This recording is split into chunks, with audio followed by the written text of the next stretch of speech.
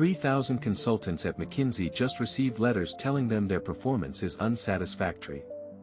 They have 90 days to improve or they're gone. But here's what makes this different from every other corporate warning letter in history: these people did nothing wrong. They performed exactly as expected. The problem is that expected no longer requires a human being. Welcome back to Zero Index. For decades, landing a junior analyst role at McKinsey was considered one of the most valuable credentials in business. 2 or 3 years of brutal hours, living out of hotels, building PowerPoints until 2 a.m., and in return, you got a stamp on your resume that opened every door. Goldman Sachs, private equity, Fortune 500 suites. The consulting pyramid was a machine that took ambitious 20-somethings and transformed them into business royalty. That machine is now breaking down. McKinsey's headcount exploded to over 45,000 employees after the pandemic, up 60% from 2018. Everyone was hiring. The future looked infinite. And then, sometime in late 2024, something shifted. The firm announced layoffs of 3,000 to 4,000 positions. The largest workforce reduction since the 2008 financial crisis. But unlike 2008, this wasn't about a recession. The economy is fine. Client demand is healthy. The jobs are disappearing because the work itself is disappearing. According to LinkedIn data, the average tenure at a top consulting firm is now roughly 2.7 years. Most people leave for one of 4 reasons. Burnout. Career ambitions outside consulting. The brutal up-or-out promotion system. Or higher compensation elsewhere. But there's a 5th reason now. One that took me weeks to fully understand because nobody at these firms wants to talk about it publicly. I'll come back to that. First, I need to explain what actually happens inside a consulting engagement. Because most people have a completely wrong mental model of what junior analysts do all day. Picture this. A Fortune 500 company hires McKinsey to figure out whether they should enter a new market. The partner sells the engagement. The manager structures the approach. And then, an army of analysts gets deployed. They pull industry reports. They build financial models. They create benchmarks from proprietary databases. They format slides. They error-check numbers. They stay up until 3 a.m. making sure the font sizes are consistent and the colors match the client's brand guidelines. One former analyst described it to me as the most overpaid assembly line work in existence.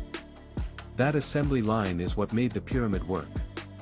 Partners could bill clients $500 an hour for senior judgment while the actual execution happened at a fraction of the cost, performed by smart kids fresh out of Wharton who were willing to sacrifice their 20s for the credential. Here's the part nobody is talking about.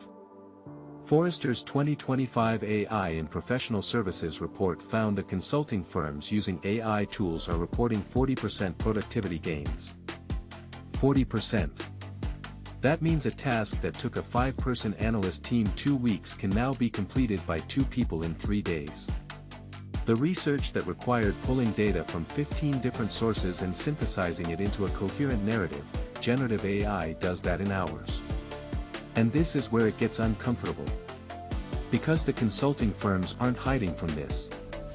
They're accelerating into it. Bain, BCG, and Deloitte have all reduced headcount or slowed hiring in 2026. But the cuts aren't happening evenly. Senior partners. Still in high demand. Specialized experts in AI implementation, in regulatory strategy, in complex technical transformations. More valuable than ever. The positions being eliminated are concentrated at the bottom of the pyramid. Junior research roles. Back-office functions. Associate-level positions where the primary job was execution rather than judgment. I want to be precise about this because most people miss it. The consulting firms aren't saying AI can replace consultants. They're saying something much more specific: AI can replace the tasks that justified hiring large numbers of entry-level consultants. The traditional pyramid model required lots of bodies at the bottom to support a few partners at the top. That ratio is inverting. What used to be a 10-to-1 analyst-to-partner ratio is becoming something closer to 3-to-1, with AI handling the difference. And here's the pattern interrupt that changes everything else I'm about to tell you. The firms that are winning aren't the legacy players struggling to adapt. They're AI-native boutiques that never built the pyramid in the first place. Small, lean consulting firms are now able to execute complex scopes that once required massive rosters. A 12-person team with strong AI integration can deliver outcomes that previously needed 60 people. And they can do it faster. And cheaper. The heavy research, the financial modeling, the analytical grunt work that used to require armies of Ivy League graduates, AI handles it. These boutiques don't have the McKinsey brand. They don't have the global network. But they have something the legacy firms are struggling to build: a cost structure that doesn't depend on a pyramid of junior labor. I spoke with a partner at one of these firms who put it bluntly. We're not competing on brand anymore. We're competing on speed and cost. And the math just works in our favor. This creates a vicious cycle for the legacy players. They need to cut junior headcount to stay competitive. But cutting junior headcount means fewer people being trained to become senior consultants. Which means the talent pipeline that fed the industry for 50 years is starting to dry up. Now I need to come back to that fifth reason junior consultants are leaving. The one nobody wants to talk about publicly. When I started researching this, I expected to find people who were angry about layoffs. What I actually found was something worse. People who were still employed but had already mentally checked out. Imagine you're a 24-year-old analyst at McKinsey. You took this job because you believed in the implicit promise: sacrifice now, reward later. Work 80-hour weeks, and in 3 years you'll have options most people only dream about. Now imagine watching 3,000 of your colleagues get warned that their performance is unsatisfactory. Watching AI tools get integrated into your workflow and realizing that your job is getting easier, which means it's also getting less valuable. Watching the firm restructure away from entry-level roles toward engineers and data scientists with skills you don't have. The burnout was always there. Long hours, constant travel, living out of hotels. That's been the consulting lifestyle for decades. But the burnout used to come with a payoff. Now the payoff is uncertain. One former analyst told me I used to feel like I was paying dues. Now I feel like I'm paying dues for a club that might not exist by the time I'm supposed to be admitted. This is the morale collapse that doesn't show up in layoff statistics. It's the voluntary exodus of people who still have jobs but no longer believe the jobs are worth having. I'll be honest, I didn't see this coming when I started this research. I expected a simple story about AI replacing workers. What I found was more nuanced. The consulting firms aren't just cutting junior roles. They're fundamentally restructuring what skills they value. Fewer entry-level analysts. More engineers. More data scientists. More people with hybrid strategy and technology backgrounds. The new baseline isn't smart generalist who can learn anything. The new baseline is smart generalist who can learn anything and also build technical systems and work with AI tools at a sophisticated level. McKinsey's recent hiring patterns show this clearly. They're not reducing total spend on talent. They're redirecting it toward different kinds of talent. The traditional analyst who did research and built slides is being replaced by a hybrid role that does research, builds slides, and also manages AI workflows and interprets technical outputs. This creates a strange new calculus for anyone considering consulting as a career. The credential is still valuable. The training is still rigorous. But the path is narrower than it used to be. And the window is shorter. If you're not building technical skills alongside strategy skills, you're entering a tournament where the rules have already changed.